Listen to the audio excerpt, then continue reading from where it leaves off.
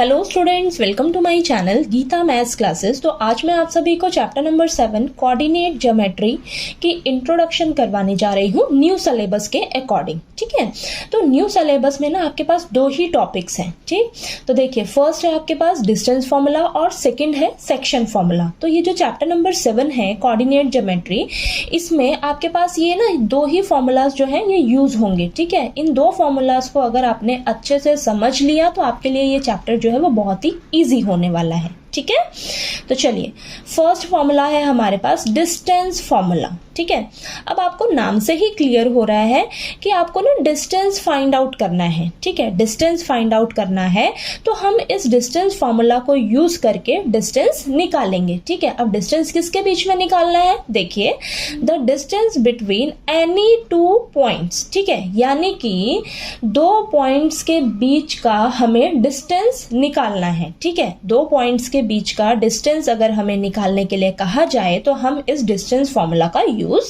करेंगे। ठीक है, अब तो वो दो पॉइंट्स मान लीजिए आपके पास है P एंड Q। ठीक है, अब आपको पता ही है कि हर पॉइंट के ना कोऑर्डिनेट्स होते हैं, एक x कोऑर्डिनेट होता है और एक y कोऑर्डिनेट होता है। ठीक है, तो अब इस P पॉइंट के भी एक्स वाई कोऑर्डिनेट होंगे और इस Q पॉइंट के भी एक्स वाई कोऑर्डिनेट होंगे। ठीक, तो हम क्या करेंगे, इस P पॉइंट के कोऑर्डिनेट्स को मान लेंगे x1 y1 और इस Q पॉइंट के कोऑर्डिनेट्स को मान लेंगे x2 y2। ठीक है, अब देखिए आपको क्या करना है, इस P पॉइंट से लेकर इस Q पॉइंट तक का डिस्टेंस फाइंड आउट करना है। ठीक है, अब इन दोनों पॉइंट्स के बीच का डिस्टेंस निकालने के लिए हम ये डिस्टेंस फॉर्मूला जो है यूज करेंगे। ठीक है, तो हमारे पास डिस्टेंस फॉर्मूला क्या हो जाएगा, पी क्यू का डिस्टेंस निकालने के लिए देखिए क्या है फॉर्मूला आपके पास, रूट x2 माइनस x1 का whole square plus y2 minus y1 का होल स्क्वायर। ठीक है, तो यानी कि किसी भी दो पॉइंट्स के बीच का अगर आपको डिस्टेंस निकालना है तो आपको इस डिस्टेंस फॉर्मूला को यूज करना होगा। ठीक है, इस डिस्टेंस फॉर्मूला को यूज करके हम उन दोनों पॉइंट्स के बीच का डिस्टेंस फाइंड आउट करेंगे। ठीक है, बात क्लियर हुई आपको?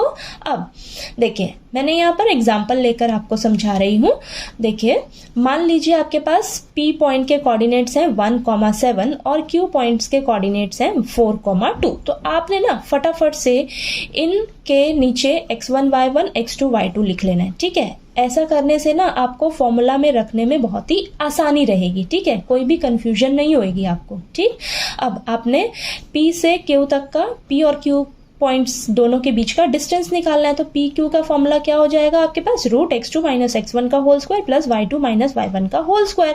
अब फटाफट से आपने इन सभी की वैल्यूज जो है वो रखनी है यहाँ पर। ठीक है, x2 की वैल्यू क्या है, देखिए 4, x1 की वैल्यू क्या है आपके पास 1। ठीक है, तो 4 माइनस 1 का होल स्क्वायर प्लस y2 की वैल्यू क्या है आपके पास 2 माइनस y1 का वैल्यू क्या है आपके पास 7, तो 2 माइनस 7 का होल स्क्वायर। ठीक, अब इसको हम सॉल्व करेंगे तो देखिए 4 माइनस 1 क्या आ जाएगा आपके पास 3 का स्क्वायर प्लस 2 माइनस 7 माइनस 5 का स्क्वायर, ऊपर होल रूट रहेगा आपका। ठीक है, अब देखिए इसको आगे सॉल्व करिए तो रूट 9 प्लस 25 आ जाएगा और आपके पास आंसर क्या आएगा, रूट 34। यानी कि पी क्यू के जो बीच का डिस्टेंस है वो हमारा कितना निकल कर आया है, रूट 34। ठीक है, तो क्लियर हुआ आपको डिस्टेंस फॉर्मूला। अगर आपको किन्हीं भी दो पॉइंट्स के बीच का डिस्टेंस निकालने के लिए कहा जाए तो आपने क्या यूज करना है, इस डिस्टेंस फॉर्मूला को यूज करके उन दोनों पॉइंट्स के बीच का डिस्टेंस फाइंड आउट करना है। ठीक है, अब नेक्स्ट हम समझते हैं सेक्शन फॉर्मूला।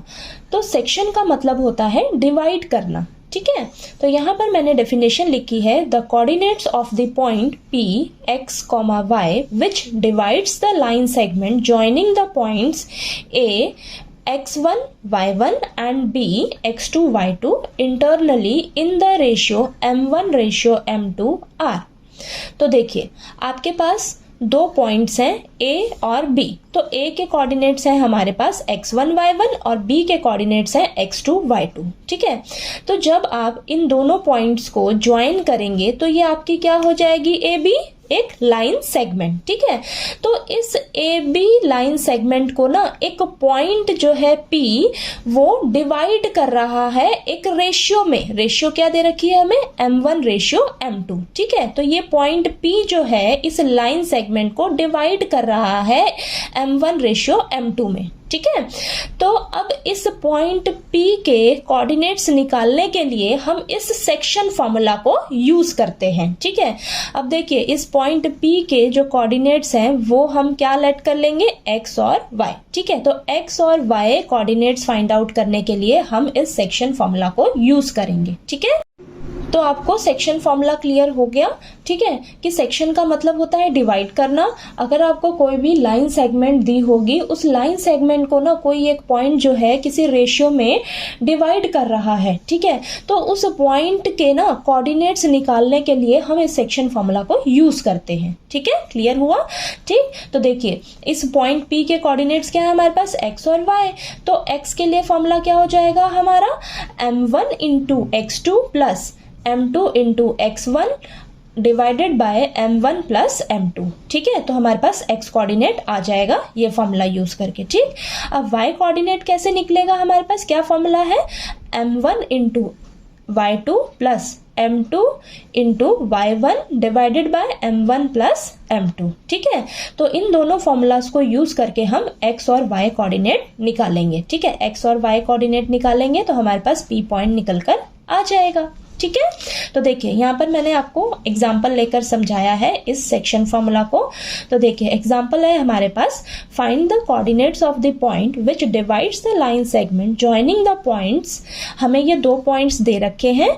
अब इन दोनों पॉइंट्स को एक पॉइंट जो है, ठीक है, डिवाइड कर रहा है 3:1 में, ठीक है। तो देखिए मान लीजिए आपके पास A पॉइंट ये है और ये B पॉइंट है। तो ये A और B पॉइंट हमें दे रखे हैं, ठीक है, दे रखे हैं 4,-3 और 8,5। आपने फटाफट से इसकी नेमिंग कर देनी है, ठीक है। 4,-3 यानी कि ये x1 है, ये y1 है, ये x2 है, ये y2 है, ठीक है। अब कोई पॉइंट जो है इस लाइन सेगमेंट को डिवाइड कर रहा है किस रेशियो में, 3:1 में। तो 3 आपका यहाँ पर आ जाएगा, 1 आपका यहाँ पर आ जाएगा। तो m1 आपको कितना दिया है, 3 दिया है, m2 कितना दिया है, 1 दिया है, ठीक है। और इस P पॉइंट के हमने कोऑर्डिनेट्स निकालने हैं तो इसको नाम दे देंगे हम x और y, ठीक है, ठीक है। आपने ना सभी का ऐसे नेमिंग कर देना ताकि आपको ना फॉर्मूले में इन सभी का वैल्यूज रखने में बहुत ही इजी रहे, ठीक है। फिर आपको कोई भी कंफ्यूजन नहीं होगी, ठीक है। तो देखिए अब हमारे पास यहाँ पर हम सेक्शन फॉर्मूला को यूज करेंगे इन पॉइंट्स के कोऑर्डिनेट निकालने के लिए, ठीक है। तो यहाँ देखिए x का फॉर्मूला आपको पता ही है क्या होता है, m1 into x2 plus m2 into x1 upon m1 plus m2। तो यहाँ पर हम क्या करेंगे, इनकी वैल्यूज यहाँ से रखेंगे और सॉल्व करके हमारे पास देखिए x कोऑर्डिनेट क्या आएगा, 7 आएगा, ठीक है। और इसी तरह y कोऑर्डिनेट निकालने के लिए हम ये फॉर्मूला यूज करेंगे, m1 into y2 plus m2 into y1 upon m1 plus m2, ठीक है। अब सभी का वैल्यूज आपने फटाफट से यहाँ पर रख लेनी है, ठीक है। रखकर इसको सॉल्व करना है। सॉल्व करने पे देखिए आपके पास y कोऑर्डिनेट जो है वो निकल कर आ जाएगा, ठीक है। तो x कोऑर्डिनेट आपके पास आया 7 और y कोऑर्डिनेट क्या निकल कर आया है, 3, ठीक है। तो यानी कि ये इस पॉइंट P के कोऑर्डिनेट्स आपके पास क्या आ गए, 7,3, ठीक है।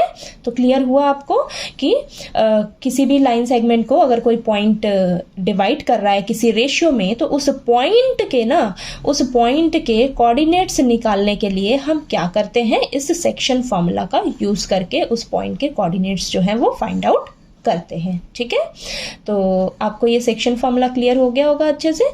फिर भी अगर कोई डाउट आए आपको इन दोनों फॉर्मूलाज में तो प्लीज़ आप मुझे कमेंट करके पूछिएगा, ठीक है। तो आपको ये डिस्टेंस फार्मूला और सेक्शन फार्मूला जो है दोनों अच्छे से क्लियर हो गया होगा कि कैसे आपने इन्हें यूज़ करना है, ठीक है।